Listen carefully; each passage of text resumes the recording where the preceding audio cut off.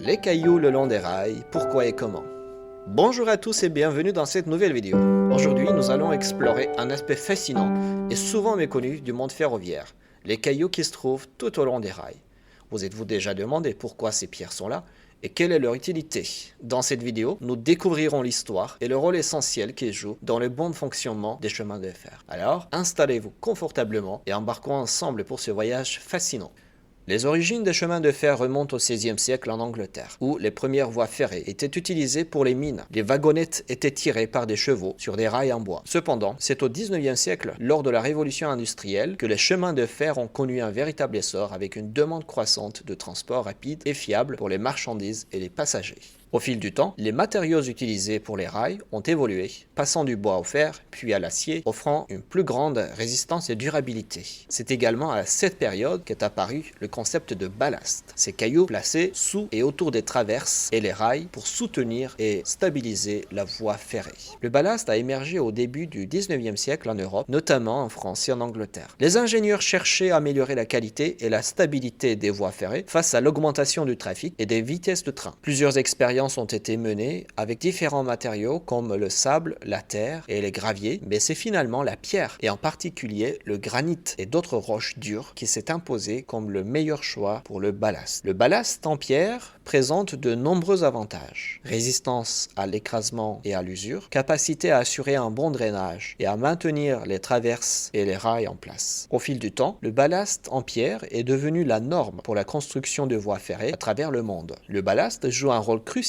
dans l'essor des chemins de fer et leur impact sur l'expansion économique et sociale des 19e et 20e siècles. Grâce à la stabilité et la sécurité qu'il apporte aux voies ferrées, les trains ont pu augmenter leur vitesse et leur capacité de transport, facilitant ainsi les échanges commerciaux, les déplacements des populations et l'intégration des territoires. Le ballast et son rôle. Le ballast est généralement constitué de granit ou d'autres roches dures, choisies pour leur propriété de résistance à l'écrasement, à l'usure et leur capacité à assurer un bon drainage. Mais quel est exactement le rôle du ballast? Premièrement, le ballast maintient les traverses et les rails en place en empêchant leur déplacement latéral et vertical. Ceci est crucial pour assurer la stabilité de la voie ferrée et la sécurité des trains qui y circulent. Deuxièmement, le ballast assure le drainage de l'eau. Les espaces entre les pierres permettent à l'eau de s'écouler facilement, évitant ainsi les problèmes d'inondation et de dégradation des traverses et des rails. Troisièmement, le ballast répartit le poids des trains sur une surface plus large, ce qui réduit la pression exercée sur les traverses et les rails et prévient leur usure prématurée. Quatrièmement, le ballast contribue à réduire les vibrations et le bruit générés par le passage des trains. Les cailloux agissent comme un amortisseur, absorbant une partie de l'énergie produite par des trains en mouvement. Enfin, le ballast facilite la maintenance des voies ferrées. Il permet un ajustement plus aisé des traverses et des rails lors des travaux d'entretien et de rénovation. Le processus de pose et d'entretien du ballast. Lors de la construction d'une voie ferrée,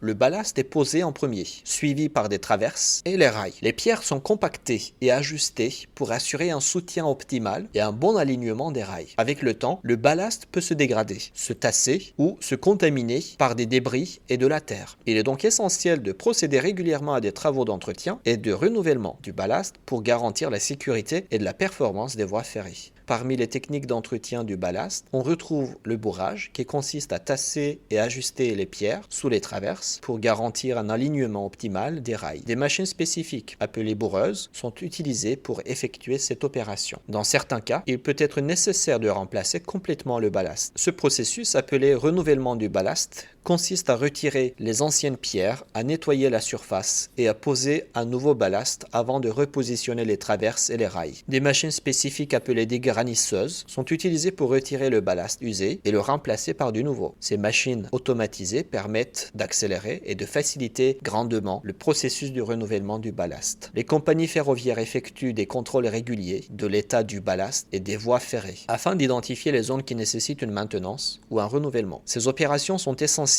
pour assurer la sécurité des voyageurs et le bon fonctionnement du réseau ferroviaire. Et voilà, maintenant vous savez pourquoi il y a des cailloux tout au long des rails et l'importance qu'ils ont dans le monde du chemin de fer. Le ballast joue un rôle essentiel pour garantir la stabilité et la sécurité des voies ferrées, tout en permettant une meilleure absorption des vibrations et une meilleure répartition du poids des trains. La prochaine fois que vous prendrez le train, j'espère que vous porterez un regard différent sur ces pierres qui bordent les rails. Merci d'avoir regardé cette vidéo. N'oubliez pas de vous abonner et de partager si vous avez apprécié. À bientôt pour des nouvelles découvertes.